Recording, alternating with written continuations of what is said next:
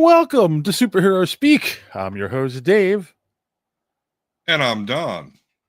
And my computer's acting weird. Wow, this is not going to be a good night. It keeps minimizing Oh boy. the my browser. All right. This has been the last couple of days from hell. We're going to get through this, I promise. Let's start off. How are you doing, Don? Anything new and interesting since Sunday happened to you? Well, I just got done watching the latest episode of Daredevil, which I know we'll be touching on. But other than that, Mhm. I thought that my regular headphones were charging and they weren't. 2 minutes before the show, I discovered that. Thankfully, I was quick enough to think, oh, my wife's got Raycons. Maybe those will work real quick on Bluetooth. And sure enough, they did. So here we are. And I actually kind of like this. I don't know. I might have to get a pair. Ah. So that's it. That's pretty much it since last we met. I have when I walk, what I use for my phone are Skull Candy ones. I really like those. Okay. And then, but for recording, doing the show, Sony over the ear plug in so that I don't have to worry about it being charged. I know they're always going to work. So let me start off by saying I had to work until 1 a.m. last night. So, and then I had to log in at normal time this morning. So, needless to say, I'm exhausted and what you call it? I did not create a deck for tonight, so we don't have all of our beautiful graphics that we've been having. But we can, we did the show before Yeah. that existed. We can do without it tonight. But yeah, that was like the big thing. It was a deploy. It's a long story. I don't want to get into it, but basically, it was a call that 90% of the time I was sitting there waiting for someone else to do something. So Yeah. So yeah, so we got that out of the way. So oh, a couple of things I wanted to mention at the top of the show. So while I'm thinking about it, before I get into what we're going to talk about for the rest of the show, number one, if you were listening on audio, thank you for still listening on audio. I know I've been behind.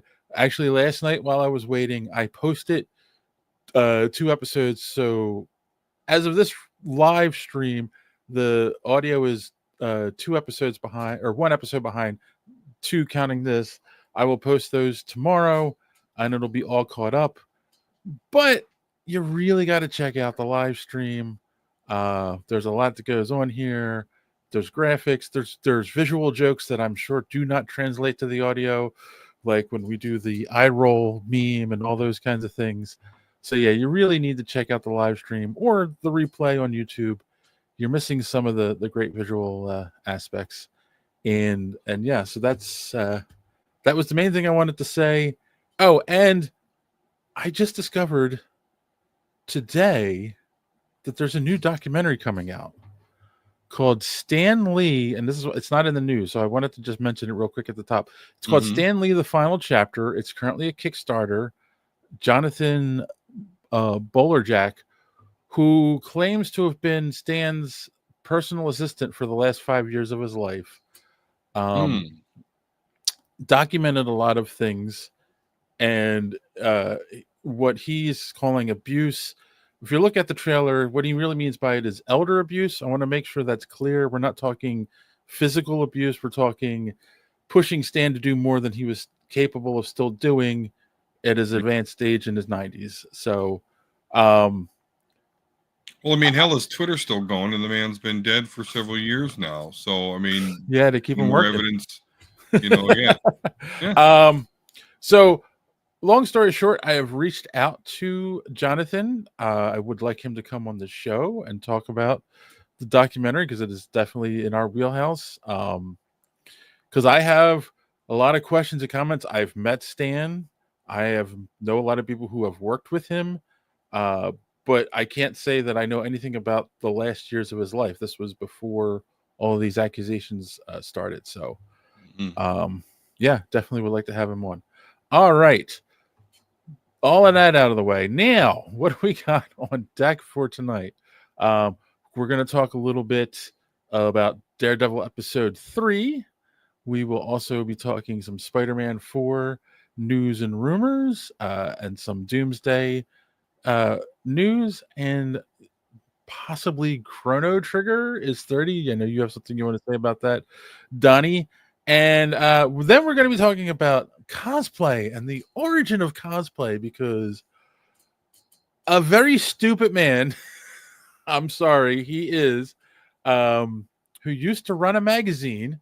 We'll get all into that when we get to it. Made a very bold claim recently on a podcast that he invented cosplay. So we're going to talk about all that. So there you go. Yeah, I mean, that's like Al Gore level, I invented the internet. I invented the internet. Like, no, you didn't. He signed a bill that allowed them to do research that got us the internet, but he didn't actually invent the internet. Exactly. He thought it sounded cool in 2000 when he ran for president. All right. The other thing I did this week, and of course we need to talk about it because there was an interesting twist at the end of the episode.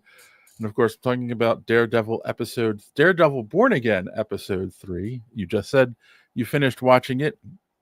What did you think of the let's first say the episode in whole. What did you think of the episode as a whole? It was meh. This series, I can already see there's just a trend for me personally. It's like, what's that court drama, special victims unit, law? Yeah, it's like Law and Order, Hell's Kitchen edition. Dun dun. Which isn't wholly uninteresting. It's just a lot of lull for me, but it does get to some stuff. But so it's very meh for me. Like, I enjoy it. But it loses me, and I said that before. Yeah. I think, and I compared the show to Penguin, like, oh, it's going to out Penguin the Penguin. I don't know. The Penguin's had a little bit more going on per episode. I mean, I like this one, but it's not that exciting. Yeah. And I'm not a courtroom drama guy, so that's probably the root cause of my lack of enthusiasm. I think the important thing about the trial wasn't the trial itself. I mean, it was, but it wasn't like whether White Tiger was found innocent or not. It was the turning point of the episode, and one of the key things that happened was Matt revealing that he's White Tiger, to the court, and in an effort to not necessarily gain sympathy, but turn the story from he just killed a cop on the platform to he's a vigilante and he stepped in where he saw injustice happening.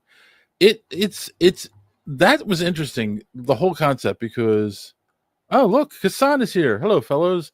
I finally remembered to watch the Wednesday show. Yes, hello, Kassan. Right. So I was saying he was number one. What's interesting about that was he revealed somebody's secret identity without discussing it with them first. Like, that's a big thing when you really think about it in the world of superheroes. Like, he revealed to the world that Hector is White Tiger, which, let's face it, part of the reason of a secret identity is defending or keeping your family safe. And he had a wife and a young niece who will probably take up the mantle because that's the story from the comics. But yeah, so he put them in danger. And also, like, Matt has a secret identity. And it's still secret for the most part. There's a couple people who know it, but they've all kept it secret. So, so like, that's, to me, that was a big thing. Like, ooh, and it has a lot of implications on Matt Murdock's character at this point in the show. Like, he did it for the right reasons, but he definitely crossed the line. And I think that's going to be a theme throughout the whole season. It's going to keep repeating. Like, he's doing the right thing, but he's crossing a line. And there's definitely going to be, he's going to have to pay penance every time he crosses the line. which leads us to the big twist at the end of the episode. White Tiger's found innocent. He's let go, and of course he can't resist putting the costume back on. He puts the costume back on. He's in the street.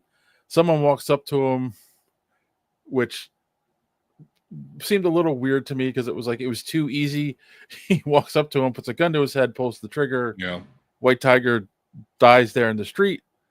And of course, the big twist is the guy's walking towards the camera. You don't see his face, but you see that his shirt has a big skull on it.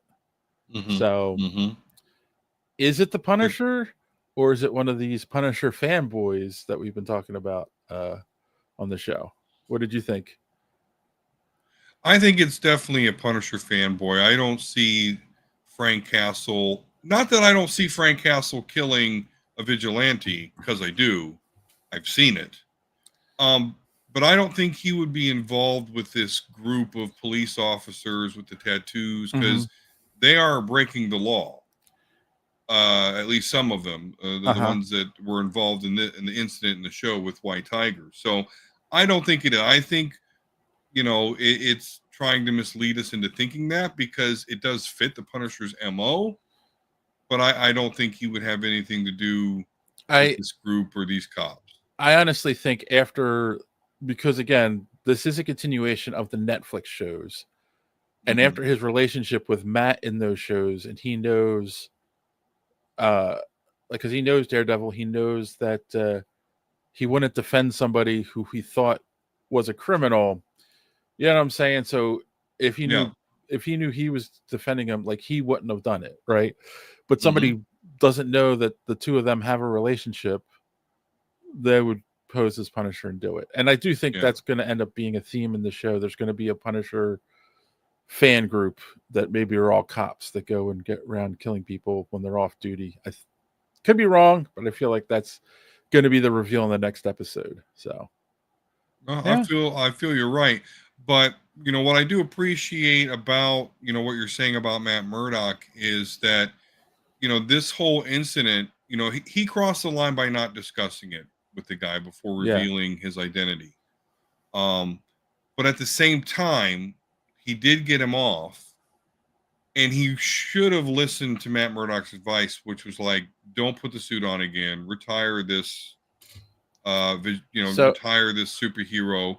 And I'm like, hey, you know what? That makes sense. That makes this trial kind of cool, because this White Tiger person is an E level. So absolutely brush that off. But no, he didn't listen and got clapped. So in the comics, he goes to trial, and he actually ends up, Matt is his lawyer. Like, this is all canon from the comics, which I love. Like, that's great. Follow the story. But the flip is, in the comics, he was found guilty and he tried to escape, and he's killed as he's trying to escape being put in prison. So it's the same idea that just flipped him being found guilty to innocent. But yeah, he's one of those few characters that has died in the comics and has remained dead, because they replaced him. There's been 3 White Tigers in the comics, so I think that's where we're going. I'm still enjoying it. Obviously, I'm going to keep watching it. I'm not enjoying it. I really don't find myself to be like excited and yearning for the next episode. But when I do sit and watch it, I do enjoy it and find it interesting. But there are parts that I'm just kind of like checked out. So, and I think that's got more to do with my personal taste than anything. So I'm not, Marvel's dead.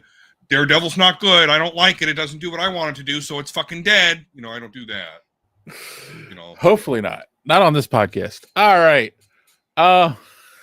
So yeah, we're definitely going to keep watching it. All right. Which brings me to, we're not going to do an inappropriate joke of the week. We're going to do an inappropriate question of the week. Okay. We're going to cross a line just like Daredevil. Do you think that Captain America I hate doing this. I saw this on social media, and I'm like, ooh, I didn't, and I answered it in the group that asked it. Do you think Okay. Captain America would support Trump or not? Would he support Trump? As I lose one of my Raycons. Hopefully I put it in right. Okay. Sorry. Um, no, I don't think he would support Trump because of Trump's demeanor. And I know a lot of people that maybe don't know a lot about the Steve Rogers character. They Oh, and think, that oh, was the Captain. thing. I'm sorry. That was the other. Yep. You said Steve Rogers, and leave it at Steve Rogers. That's fine. They said either Steve Rogers or Sam Wilson. Do you think either one would support Donald Trump? But go ahead.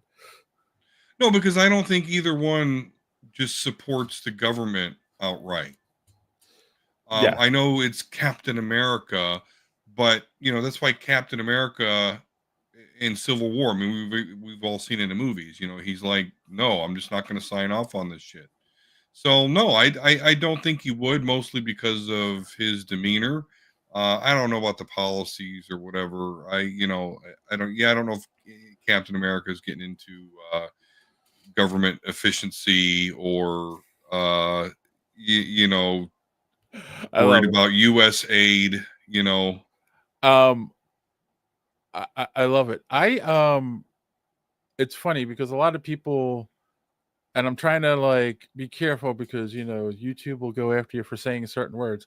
So a lot of people in the responses were saying, well, no, because he's one of the bad guys from World War II, and he would just, and he's a dictator in the making, and all this stuff. And it's like, is he? So my response was this: essentially what you just said, and along the lines of Captain America stands for the American ideals, not the government. So the Right. ideas that the founding fathers founded this republic on, that's what he stands for. Truth, justice, freedom, and those things. And he's defending those, not a government, which was proven twice in two big stories in the comics: when he became Nomad, and when he became and in Civil War. He went against the government twice in two big stories in the comics. So there's definite precedent to that. However, calling the current administration dictators and all those kinds of things doesn't make sense when their main goal is minimizing the government. They're lessening their power. So Yeah. I think the people who keep saying that are just brainwashed by mainstream media. But that is all I'm going to say on that. I'm sure. Okay, well, I got I'm more to gonna- say because I think Steve Rogers would definitely give a side eye to anyone that called Trump or any other leader like that a Nazi, because then he'd be like, "Hey, where's his Auschwitz? What? Wait, no. Oh, he's just an idiot. Oh, no, that's not Hitler." So anyway, that's what I think about that. This is gonna make a great clip. A lot of people are gonna love it. It's gonna go all over the social media. I'm not Cheers. even drinking tonight. This is pop. A little heartburn, so I figure. All right. So let us know what you think in those comments down below, and I'm sure we will be talking about it maybe again, maybe not, because normally nobody's dumb enough to take political commentary from me. Come on. Normally, what are you doing? We don't do that here. So we'll see. Real quick, Kassan, I don't see. I just saw your comment here. Are you guys open to speed on this Stanley documentary? What's the controversy? The controversy is that I guess, did you miss the first 5 minutes? It's Yeah, sounds like it. I don't think there's a controversy. It's more he's saying, the guy who's making the documentary says that there was abuse, but if you look at the trailer is available online. Go watch it. It's elder abuse, where they were pushing him to do stuff even though he wasn't capable anymore because of his age. And that's basically, he wants to show the truth about this. I have reached out to him to come on the show. I just did it tonight before the show. So we'll see if he responds. It would be interesting to talk to him because I think a lot of people want to know the whole story. So, all right. That right now is all I got to say about all. So here's our good friend, Darth John, to tell you how you can follow us in even more ways. Darth Don here. And you must subscribe to Superhero Speak if you haven't already. And if you have already, make another account and subscribe again. You also will like this video. And while you're on the HoloNet, go to superheroespeak.com. Find the links to our merch and purchase one of our shirts. Don't skimp on the shipping, or else I will trap you in a box with an agitated gundog named Brie Larson. I would just force lightning you, but we don't have that in the effects budget. Now, back to the show. All right. Thrawn is here. Oh, hey, Thrawn. I saw the guy on Nerdrotic today and heard it. Wow, if he's going to bum on Nerdrotic, he can come on here. All right. Yeah, okay. So John is saying Stan was suffering from elder abuse because of the way his handlers treated him, and he shot footage that captured what he says is abuse. Yeah, well, I don't want to get into the whole thing tonight. We will, hopefully we'll get him on. If not, we'll make it a story maybe for Sunday if we don't get him on. All right. Also, thanks for that, Darth Don. I'm also going to say, if you're watching and you're subscribed, thank you. But comment. That helps as well. Always got to comment. Leave reviews if you're listening to this on whatever audio platform you're on. Give us a good 5-star review. And if you haven't done so yet, you feel a little generous, sign up and become a member. Link is in the description, because really help us out. And there's some great benefits to being a member. All the videos I put out, you get early access to. There is at the highest tier, you get a free t-shirt. Lots of great stuff. Check it out, because Don wants to go to New York Comic Con and get some hookers, so we need the money. Oh, all right. You didn't mean that, honey. Let's take a really quick break and come back with some news.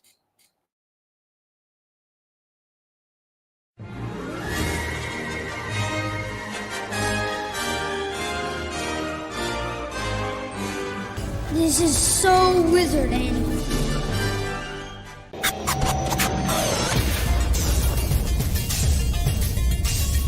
Broadcasting very fast and very dangerous from the planet Malistan, you are listening to So Wizard.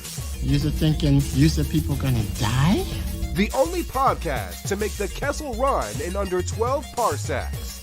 There'll be no one to stop us this time.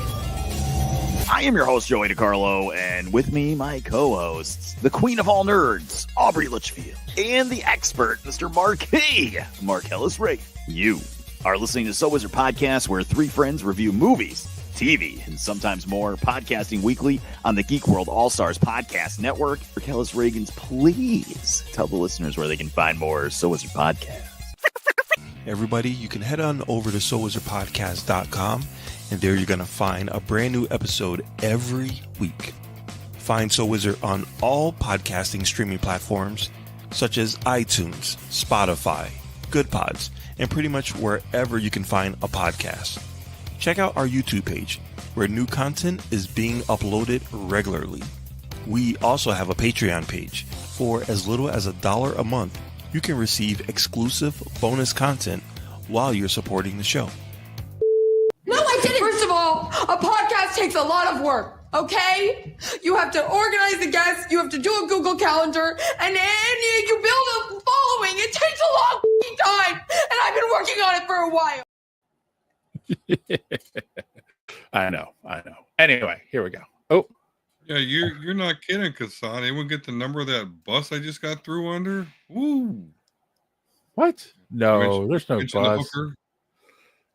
Okay. You know, you're wearing her And like the headphones. Hindenburg. You're wearing the headphones. Her headphones. She can't hear what I'm saying. You know. Anyway, I think we need to go talk some news.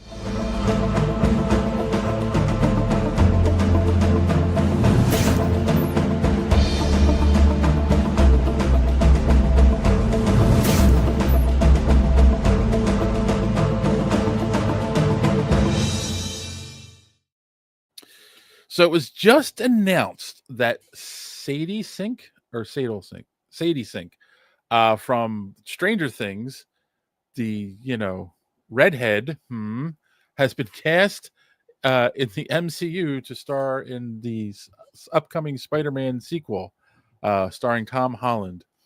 I'm sorry, I know that Zendaya is MJ, but she's not Mary Jane. And when I'm looking at this actress, I'm like, oh my God, that's Mary Jane. Are they really bringing Mary Jane into the MCU? No, you don't think so, Don? Nope. Because you said Zendaya's MJ, right? She's MJ. She's not Mary Jane. Okay. Well, you know who it could be? Black Cat? Little Jean Grey action. Obviously, they're not going to introduce Jean Grey into a Spider-Man film, but that would be cool. Thrawn says Gwen Stacy. Why hire a redhead like and make her dye her hair blonde to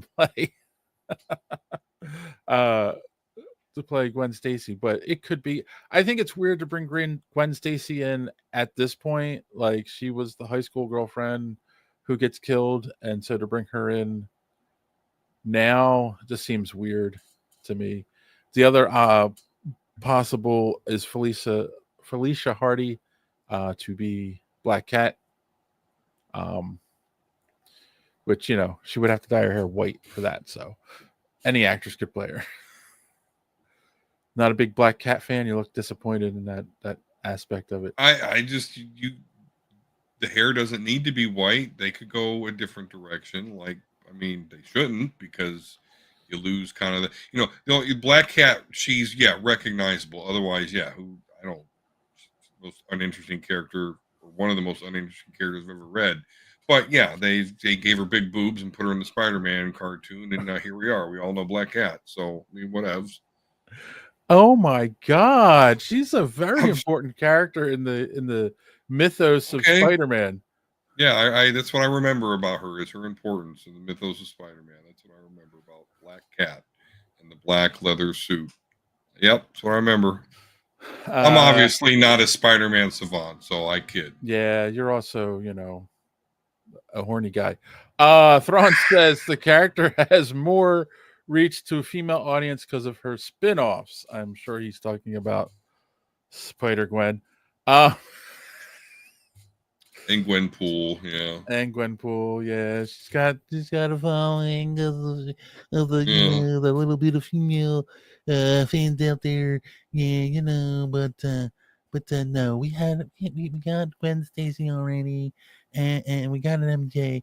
It's time for a Black Cat. Okay, I don't know why I'm talking like this. I'm a little punch drunk. Yeah, but yeah, I was say low sleep and alcohol. That's what. It's a great combination. We watch Black Cat for the plot. Stop ogling all the cosplay girls. All right. But the other thing about the movie that came out, this is a rumor. This is not confirmed. The casting is confirmed that Tom Hardy's Venom is going to appear in Spider-Man 4. They've said that a few times, and it hasn't happened yet. So apparently in the last Venom movie, there was a Spider-Man cameo that was filmed, or Tom Welling. No, Oh my god. Yeah. Oh, Smallville? What? Eh? What's Tom the Hardy? name? What's the name of the kid who plays Spider-Man? Tom Holland. Holland. Yeah, Hardy Holland. See what I'm. Anyway, I may need to take the wheel here tonight, fellas. Tom Holland did film a cameo for the last Venom movie, but Marvel nixed it at the last minute. So, so it's a possibility. I don't think it's going to happen. But then they started talking about what's his face from the last Venom movie, possibly being the villain, maybe the Beyonder, like basically saying no, it's not going to be a street level Spider-Man. And it's just like, oh, come on. I felt like I already said this on the show. I felt like they reset Spider-Man back to a street level hero at the end of No Way Home. Yeah. Like, leave him there, at least for one movie. I don't know. What do you think? Yeah, I think that all sucks. Like, I don't like those Venom movies. I mean, I've watched them because my daughter likes them. The kids like that version of Venom. But what they don't know, probably care about, is that, they already did like the whole Venom Null thing. And that's like Venom's ultimate story, ultimate villain is Null, the King in Black, the symbiote god. And they already did that. So what is there left for Venom to do? Well, after 3 movies, now you're going to put him and Spider-Man together? Like, no, no. I don't like any of them. I don't know if I would say. I don't know if I would say they did his story, because he was kind of like trapped on the planet the whole time, and he sent creatures after them. I feel like that all happened, right? But we didn't see him actually do anything other than look up at the end and go, "I'm coming for you," or whatever it was he said. Yeah, so, no, you're. So they didn't really exhaust him, but he was so lame in that movie. Exactly. That's the thing. So just like they didn't do Gore the God Butcher justice. Yeah, there's a history here. I think no justice for villains unless your name's Loki. Yeah. Then you're around after 20 fucking years still. Well, come on, Tom Hiddleston is a delight. We love him. He is. Hey, I'm not saying he did a bad job or it's not, but I'm just saying Loki's been around for 20 years. Like but he really did get traction, and he's still here. We need to go big. This is Gassan. We need to go big. Null is going to destroy the universe, and Venom goes to the god tier hero, Spider-Man. Will they drop him? You never know, right? I mean, if they follow the comics, like at one point, Venom is using. He's got power cosmic, and he's building this big fucking axe that's made of the Silver Surfer's metal. Yeah, he did become, like, for a minute, like the strongest thing out there. So many people have had the power cosmic in the comics. It's I know it's pointless. Oh, you want the power cosmic this week? Here you go. You get a power cosmic. You get a power cosmic. Everybody gets a power cosmic.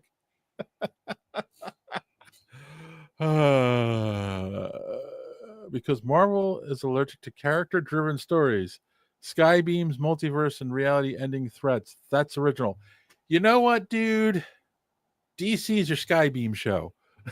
Though I guess the first Avengers movie had a Skybeam in it. All right, fine. Speaking of the Avengers, Skybeams are a problem. I mean, like you're talking about stakes. Like, death isn't even, permanent. So the Skybeams. Oh, we're gonna. You know what? Before we get to our next article, I have a bone to pick with you. Oh, is that right? Speaking about death not being permanent, and you hating multiverses. Yeah. And I watched the first episode and a half of season 2 of Invincible. And what's the first thing that happens in season 2 of Invincible? Multiverse! I'm like, you bastard.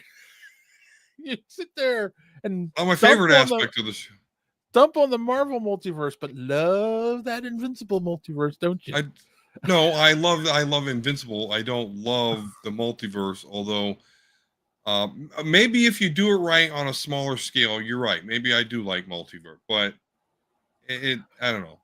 It also drove me a little nuts where they did the whole like that guy that obviously becomes the villain with the big brain. Yeah. I don't know his name. They didn't reveal like I mean they said what his character's name was, but not who he becomes. Last episode of season 3 has him all in it, and I still don't know his name. Anyway. Oh, okay. But he creates portals to Yes. multiverse things, and he sits there and he goes, "I've explored, thousands of these universes, and the one that made the universe that we're watching unique. It's the only one where the Sun didn't join Omni-Man, where Mark didn't join Nathan and take over the world." And it's like, oh, so that's where Sony got the idea to make Miles unique in his universe and be the only Miles Spider-Man. That's the thing, remember? Because it's a spider from another universe that comes into his universe, bites him, and makes him thing. And it's like the only they did that. They revealed that in the second movie, so he's unique in the multiverse. And it's like, oh. So you're saying it's an influential show. Okay, I hear you. No, you're right. I mean, you're right. I didn't say I hated it. Well, no, you shouldn't, because it's good. You're gonna. I just watch it with a critical eye because I'm a critical kind of guy. Because it's just warming up. Yeah, and then what's the pick your bone? Just glad you're watching it. What's Cecil's sidekick's name? Donald. Yeah. And we watched him get killed. He blew himself up at the end of season 1, and he's back. And I know we're in a universe where cloning is a thing, and the Cecil's government not cloning will use anything. Well, I don't know what it is because he realized that the Mark's mom was weirded out by him being alive, and he's like, wait, why is she weirded out by me being here? So yeah, you learn more about that. Yeah, no stakes, because people come back now apparently. Well, if Cecil likes you come back apparently. I don't know. There you go. He has such Cecil has such Amanda Waller vibes. Yes, absolutely. He's Amanda Waller / Nick Fury for sure. The Coldest Killer is going to back next month. I don't know. Thank you, Kassan. Kassan articulated what I could not. I clicked on at the same time. You read it. Invincible does multiverses a bit differently. Characters from one universe don't replace dead characters in another, and for some reason ignore their original universe. And Don is an interesting take. You'll see. Well, thank you. Oh, you mean the character on the? I'm sorry. Wrong. Keep going, we'll Dave. see. We'll see. All right, I'm going to keep watching it. I didn't say I wasn't. All right, back to my favorite multiverse, Marvel. So there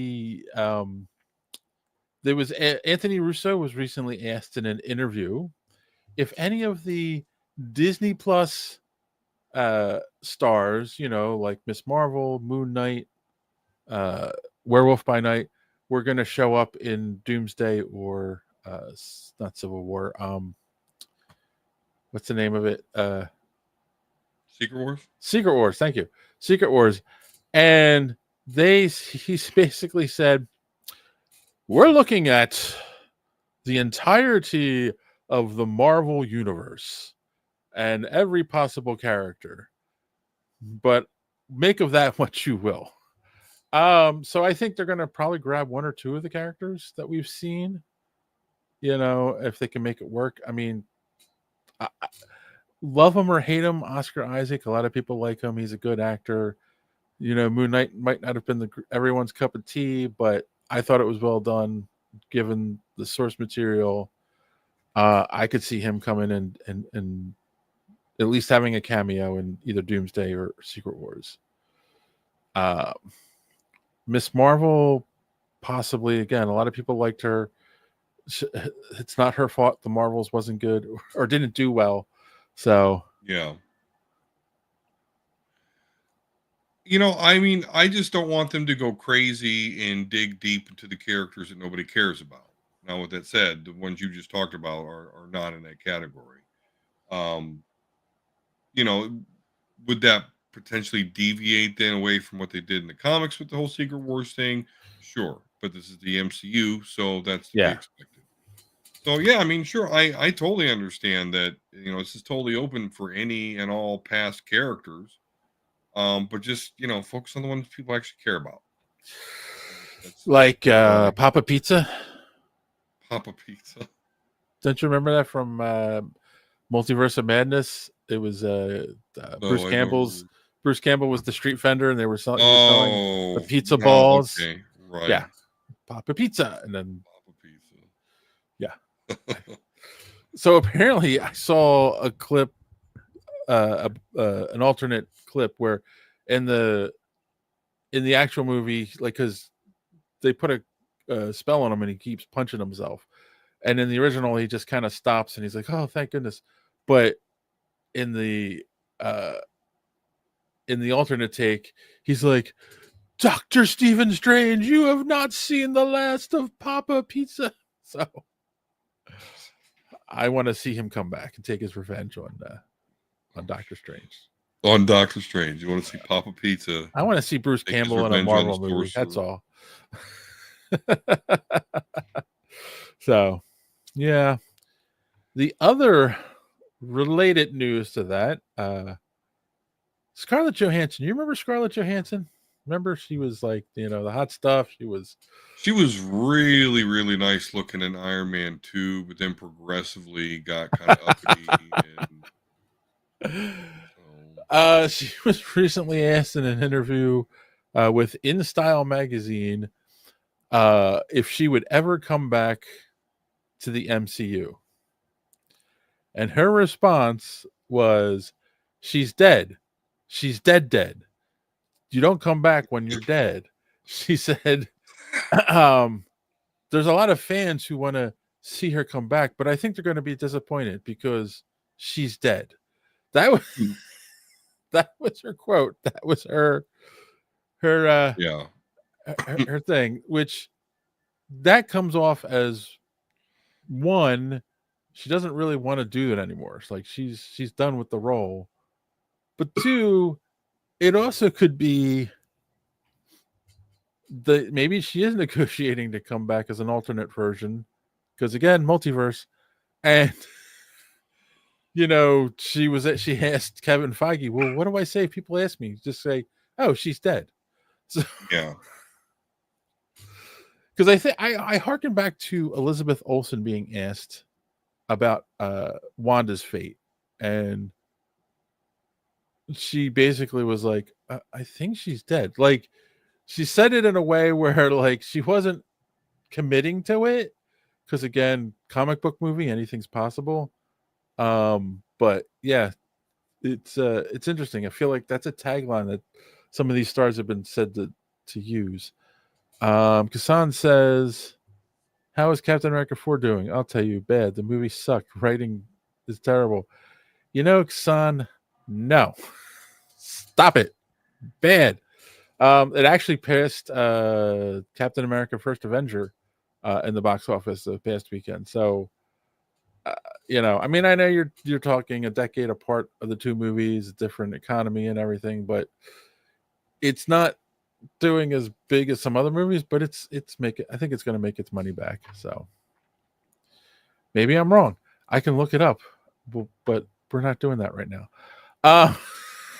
Right, we're talking about ScarJo. Yes, and her great butt. Do you think she's going to come back? Ever going to come back?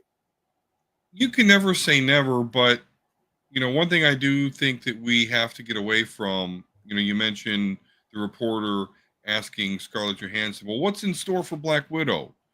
Well, I don't know. I'm an actor. I'm not a writer.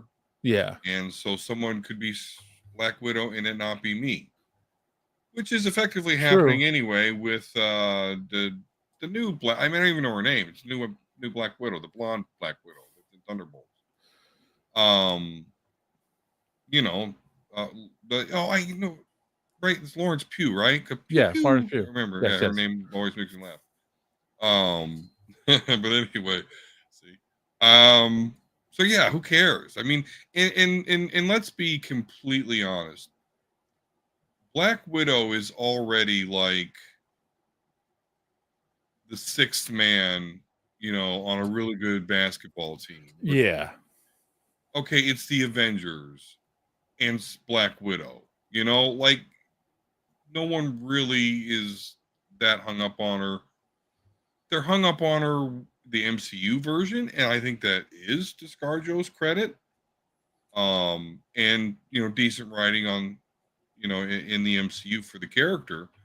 But I mean, I don't know. I'm just who's waiting for Black Widow to come back? Who really cares about Black? Okay, so Yeah, but I mean, I would walk across the field care. of, I would crawl across the a field of broken glass to smell the seat that she sat in. So I mean, that's Damn, just me. Okay. Come on, Scarlett Johansson's hot. Not worth the excruciating experience that you just described, sir. I'm sorry. I get what you're saying. Captain America: Brave New World is currently sitting at 373 million worldwide in the box office. So maybe not. It's not a $1 billion hit, but 300 plus million. We'll see. I don't know what the budget was. I think it was 150 million. So yeah.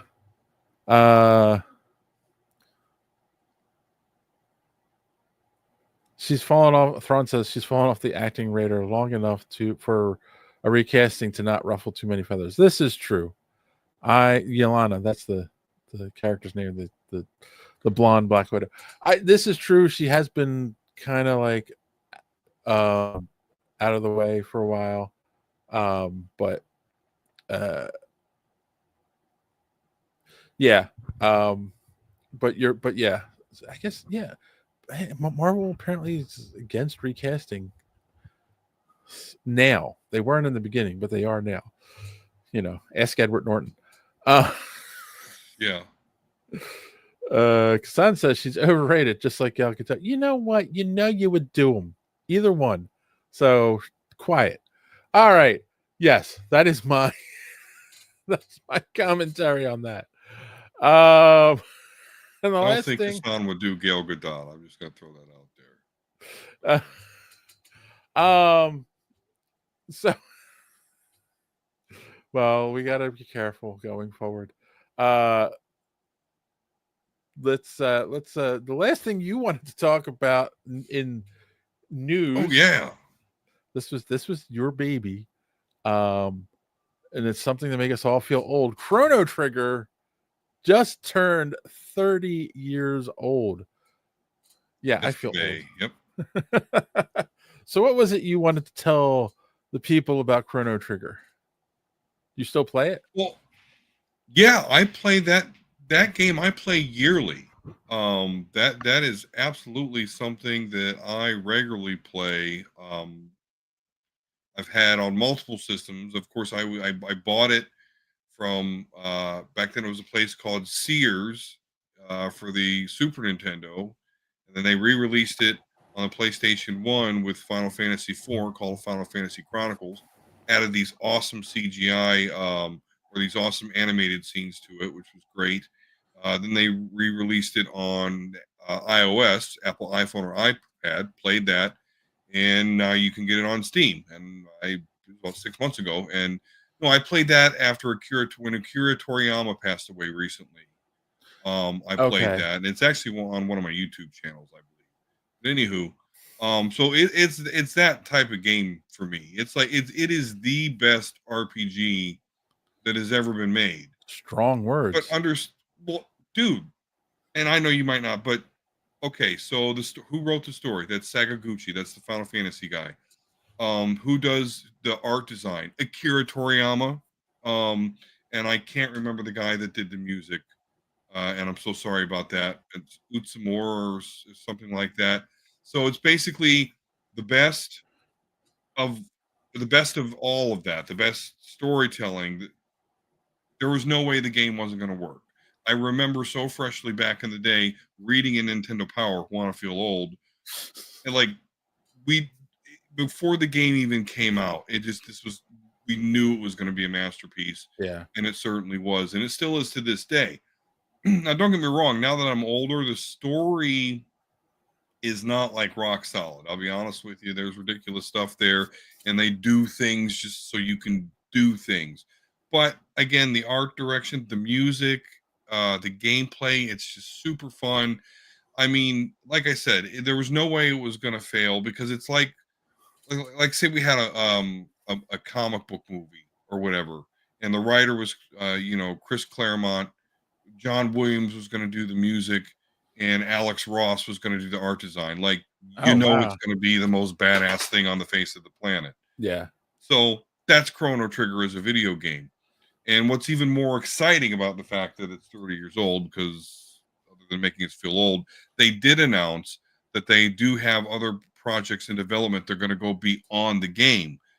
This means we could actually be getting a sequel, which it's been a long. I mean, there's Chrono Trigger, and then there's Chrono Cross, which arguably is really only loosely a sequel to Chrono Trigger.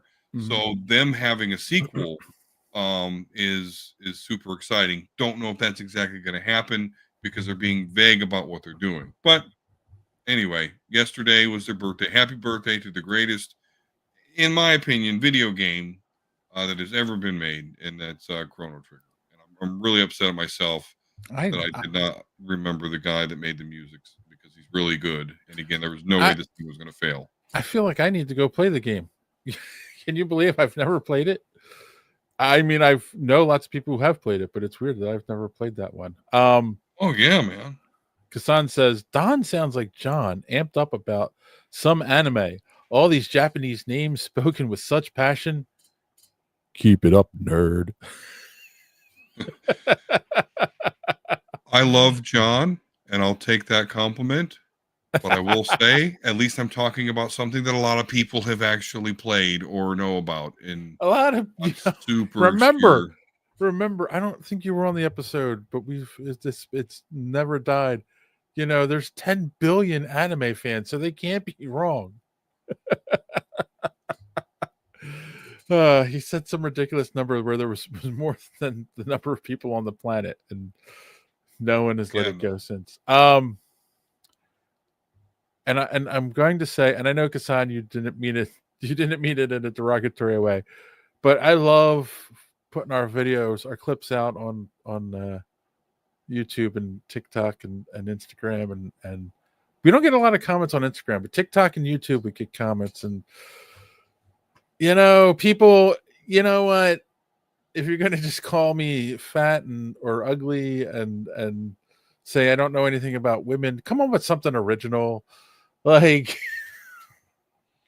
well, I was married, my wife passed away, and I have had a girlfriend for 3 years that loves me and is better than any woman you'll ever get. Get over it, nerds.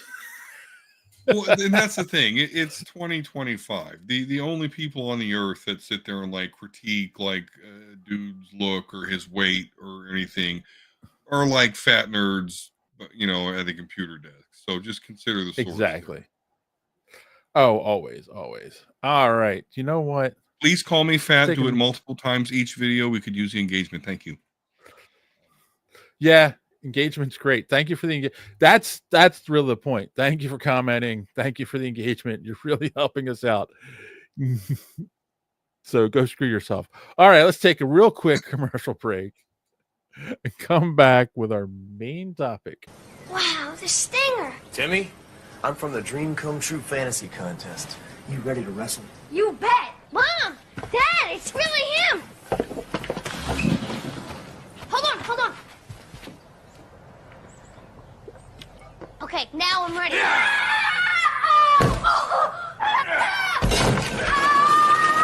It looks so real. Don't count on Sprite to do anything but quench your thirst. Want to go 2 out of 3? Kasan, there you go. You get a fat, and you get a fat, and I get a fat. We all Get it fat. All right. So Don't hate just because I'm eating good, fuckers. I'm sorry you can't afford eggs. Anyway, so We'll turn it back into a in- class issue. Sorry. back in the 90s, there was a magazine that came out. It was a very, very popular magazine in our circles. It was called Wizard Magazine. It was created by a young man named Gareb Shamus. Gareb went on to take the success of that magazine and build out conventions called Wizard World Conventions through the early 2000s. And then they did too much too fast. The company collapsed. He was kind of like pushed out, and then it's gone now. And then some of the conventions were bought up, and they're now fan expos in some of the cities, but so on and so forth. And Gareb Shamus, I have a lot to say about this guy, but he was on a podcast recently and said that not only did he invent cosplay, but did it accidentally. Like, and there's no mistaking it. It wasn't like he said, "Oh, we did costume contests and it became popular and we helped spread cosplay and make it more popular." No, he said, "We had a Halloween costume contest in the magazine. People weren't dressing up. We got them to dress up and take pictures and send them in because, it was the 90s and it wasn't the internet where you could just take a picture with your phone. And it caught on, and boom, all of a sudden we went to conventions and started seeing people dressed up." I'm like, what? What is he smoking? So first off, I did a quick internet search. This is why I'm upset I didn't create the deck. I did a quick internet search. If you you can find pictures from San Diego Comic-Con from the 70s and see people dressed up as Wonder Woman and Batman and whatnot. Like, people have been going to cons and dressing up for almost as long as there have been conventions. I not only am I a comic book nerd, I'm proud to tell you that I'm also a Trekkie. And I've been to Star Trek conventions, and that's actually where I first cosplayed, was wearing a Star Trek uniform. And that's something that was going on as long as there have been Star Trek conventions, people wearing a Star Trek uniform to the shows. So, like, it's been going on for a long time. Plus, the term cosplay was coined in 1984 in Japan. And because it was a popular thing in Japan to dress up as your favorite character. And it's, obviously everyone knows cosplay means costume play. So what do you think would motivate someone to come up with a stupid story like that and spread it on a podcast? I have no idea what would make somebody say that they invented something that was clearly invented by a holiday called Halloween. That's been around for quite some time. So I, by the way, used to love Wizard, so I'm not throwing shade on any part of this guy's career. I particularly remember appreciating it because it was before the internet. So if you wanted to learn things, or if you wanted to fantasize about the X-Men casting, I can still remember that. Which, by the way, even back then they said Patrick Stewart, so that's awesome that actually happened. But anyway, yeah, he could look cool and be like, "Oh yeah, and Wizard, we were doing cosplay before it was cool," and he'd be absolutely right. But yeah, to say like I invented something that clearly has already been invented, there's pictures of it, there's Halloween. Again, it's the whole Al Gore I invented the internet thing because it's just dumb. Kassan these comments. William Shakespeare refined cosplay by adding a story to the cosplay and making people pay to watch.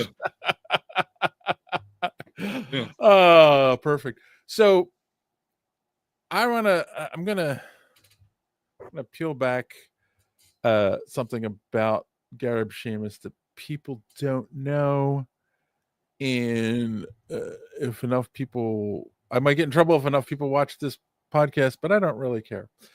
So I started going to conventions in 1999 because Wizard started having Wizard World Philly. Like, we didn't, this actually Wizard World Philly was older than New York. It was around before New York Comic Con, and I couldn't go out to San Diego and all those stuff. So, they're having a comic book convention, and you would go to comic book stores to buy the ticket. So it was a really, like, that aspect of it was really nice. It was, it got people into comic book stores to buy the tickets, and then they would go to the show and get the ticket.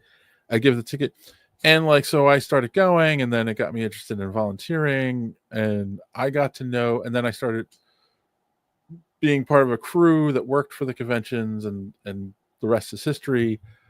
But I know people that worked for Wizard, Wizard World, Wizard Magazine at the time. And so when you would go to the conventions, just like at New York Comic Con or any of the big conventions, Marvel would have a booth, DC would have a booth, Image, like all the publishers, comic book publishers had a booth at Wizard World Philly and the other shit, right? Because like, this is where comic book fans are. You want to be where the comic book fans are, and talk about your latest books and all that stuff. And then one year I go, and Marvel didn't have a booth. And then the next year, both Marvel and DC didn't have a booth. And I remember asking my friend, who was like the head of the crew that I was on, who worked for Wizard, like, why aren't they here? And he basically was like, oh, it's too expensive. It's getting too expensive to come to the conventions because you got to pay to put the booths together and travel and bring all your stuff. And they've decided they're only going to do the big ones anymore. And I was like, oh, okay. I guess that makes sense. A couple of years go by. There's all the shakeup at Wizard that I mentioned earlier. A lot of people were let go, including my friend. And then we're sitting talking one day, and he goes, you remember that story I told you about the publishers not coming to the convention about it being too expensive? He's like, yeah, that was all bullshit. So what had really happened was when the Civil War comic came out. I know we're a long time ago, and of course they had all the crossovers, and Marvel had sent a bunch of books to Wizard that were CGC'd, and were told you can do, I'm pretty sure it was Civil War. Don't quote me on that. I can get it corrected later. I'm pretty sure it was one of the Civil War books, and you could they were like, you can do whatever you want with the book, but don't do anything with it before X date, which was the street date of the book, right? Mm-hmm. Like, and what they were hoping, obviously they do this because they're hoping that they're going to give it away in a contest, or hand it out at the convention. Like, no. A couple days after they got their hands on them, they put them on eBay. Garib put them on eBay. Oh man. And I don't know why they didn't think Marvel wasn't going to find out about it. So they sent them a big cease and desist letter, told them they wanted the product back, and said they would never work with them again. So they stopped going to the convention after that. I don't remember exactly what they did to DC, but it was something similar. It wasn't selling a book on eBay, but they ended up screwing over DC. One of the creators, I think it was, they had promised them something for a convention and then ended up not giving it to them. And they basically were like, they heard all the stories about Marvel and like, okay, we're done. We're not going to do your conventions anymore, which is one of the things that ended up hurting them even more in the long run. And when they started falling apart, and I think that the point of the story is they got bigger than they thought they were. They thought they were bigger than what they were. Like, yeah, they had these conventions. They pushed themselves as much as they could.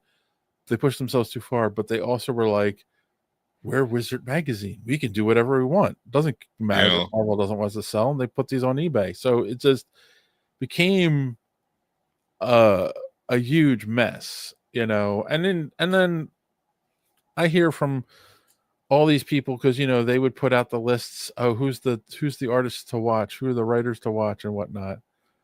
And I've heard this from many artists. As long as you were doing art for them that they could use in the magazine to sell the magazine, because remember, they always had like comic art on the covers most of the time. It was always some superhero with like the wizard cowl. And Spider-Man, famous one. In fact, yeah, the most famous one is the first one. It's Todd McFarlane did Spider-Man in like a wizard costume. So as long as you were doing that kind of stuff for them, or you would come to the conventions when they invited you and all that stuff, they would put you on those lists of the top artists and whatnot. Like, they weren't actually going through and creating a list based on who was popular or not. They were just like, who's working with us? Well, we'll put them on the list. And I know that stuff goes on in the media all the time, but it was just like, yeah, he did a lot of shady stuff. Of course, the other thing was, right before they imploded, they had switched to an online magazine. I myself had signed up for the online subscription, and then they imploded and said there's no more magazine. There was going to be no more, not even the online one. And when I asked oh no, we're working on it, and like, I just lost the money. Like, it was just gone, and every subscriber basically who signed up at that point was just screwed. They didn't reimburse anyone. I don't know how they got away with it, but yeah. Go ahead. Fooling people into giving you money is like not exactly illegal, but anywho, you know, that's funny though, because, you know, Wizard really did have all the power. Like, it really was a big part of me and my circles. Like, we got the Wizard because we wanted to look up how much comics were worth, because, you know, this was early mid 90s where the world had just discovered that, oh, old comic books are worth stuff. So let's flood the market and make, you know, people think that this stuff's going to be worth things, and it's not. But, you know, obviously with the internet killed Wizard, and then pissing off Marvel as well. But for a while there, they had it, man. Wait, you're skipping the interesting part. Something about exotic erotic ball and strippers. Maybe gotta leave that, you know, for the members only stuff. It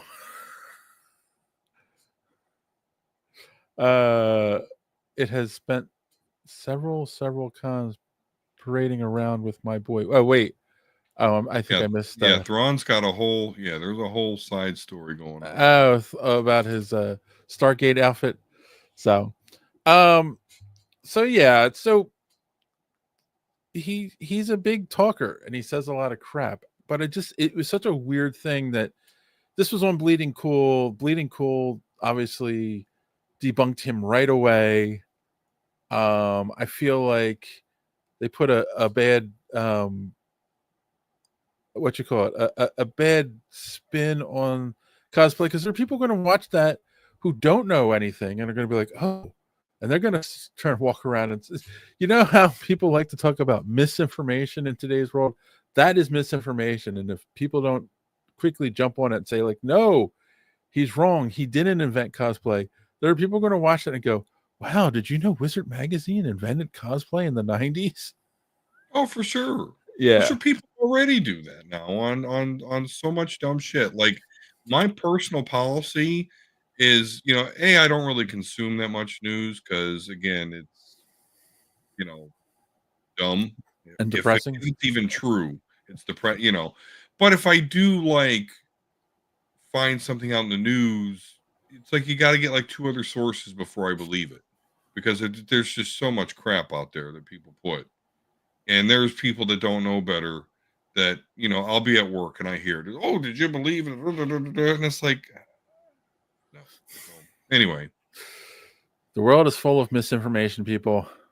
Long story short, Garib and Wizard did not invent cosplay. It had been going on for many, many years before it became popular in his magazine.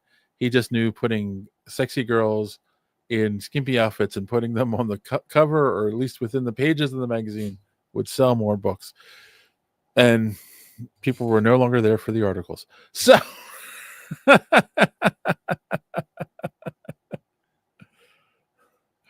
Ever meet someone that said they bought Playboy for the articles?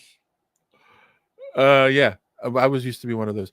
Kassan says, oh my god, Dave, how many people know what Wizard magazine is? I heard the name and thought TNT. That's funny, because a lot of people, even back when it was around and a thing, it was, but in the nerd community in the 90s and the early 2000s, it was the source of information for everything. Oh yeah. Do you remember what the D&D magazine was called? No. Dragon. So yeah, the Dragon versus Wizard. There you go. All right, that's the news. I think, and that's that stupid story. That's it. So you know what? That only leaves one question. What do we learn on the show tonight? Or recommendations. Well, I learned that apparently there are Comic-Cons out in California that involve a lot of strippers, and that very much excite Kassan. So interesting. What do I recommend? I guess I'm still going to recommend Invincible. I'm still going to recommend Suikoden 1 and 2 HD remaster. Go out and get it. And also, even more so, Chrono Trigger. It's on your phone. It's on your Steam. There's Game Boy DS versions of it. So go check out Chrono Trigger if you haven't. You will not be disappointed. I will. I think that'll be the next game I start. I did start. Okay, so I did start what you call it, Guardians of the Galaxy, because it's a free download for the PlayStation right now. It's not that bad. I think part of what turns people off on these games is because they're doing their own version of the characters. They're not the MCU, but on the other hand, like, they're still copying parts of the MCU. Like the guy doing Rocket's voice is so trying to do what's his face? Bradley Cooper's version of Rocket, but like no one else is really trying to copy it. Just the guy doing Rocket. It was the same thing with the Avengers game. The guy who was doing Tony Stark, Iron Man, seemed like he was really trying to copy Robert Downey Jr. instead of just doing his own absolutely thing. Absolutely they do. In fact, but I guess to go against your point though, like I people are ready to accept that, because Marvel Rivals, like, those are not carbon copies. Like they're all the characters we know and love, but they're obviously from some multiverse version, but they all still encapsulate the essence of the character, and that is what is important, ladies and gentlemen. But so I don't know. I always heard it was just terrible, so I don't know if it has to do with the adjacent characters. But hey, yeah, it's so far it's not bad. I learned that I'm old and I'm fat, and not a lot of people remember Wizard magazine, which makes me feel even older. But I'm okay with that. I am okay with who I am. If you're not okay with that, oh well. I recommend, like I always do, if you've gotten this far in the podcast, you haven't done so yet, hit that subscribe button, click that bell for notifications so you don't miss us when we go here live on Wednesday and Sunday nights. Smash that like button. It really does help with the algorithm. It gets our name out there even further. leave a comment or two. It's a really nice thing to do. And if you haven't done so yet, check out our merch store. The link is in the description below. Get yourself a Superhero Speak t-shirt today. They are the greatest. They are the greatest t-shirts on the internet. That is what I have heard. So go check that out. And you know what? Do yourself a favor and become a member, because there will be more member exclusive content on the channel that you're not going to want to miss. Maybe there'll be a video of Don's wife beating him after he comes home from the strip club. Who knows? Who knows? We'll see.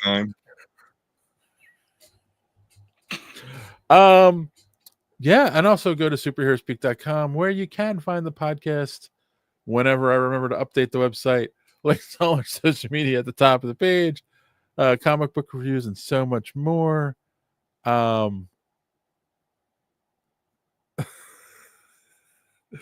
Oh, guys, stop it with the D&D. You know what?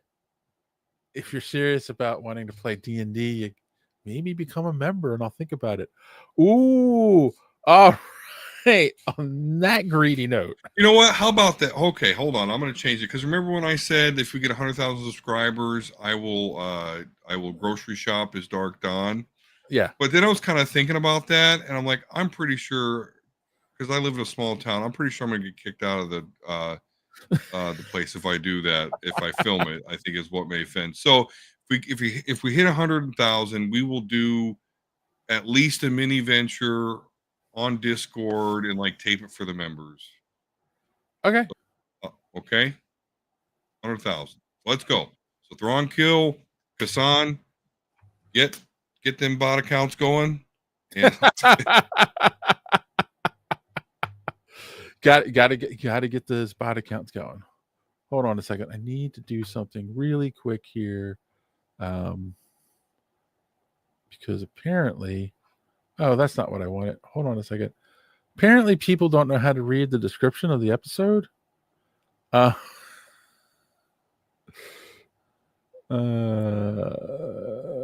do this here. Copy. Come back over here, and we'll do this. Are you editing in the mid-show? Oh, I see. There's your link. All right. And I just put it on all the platforms. All right.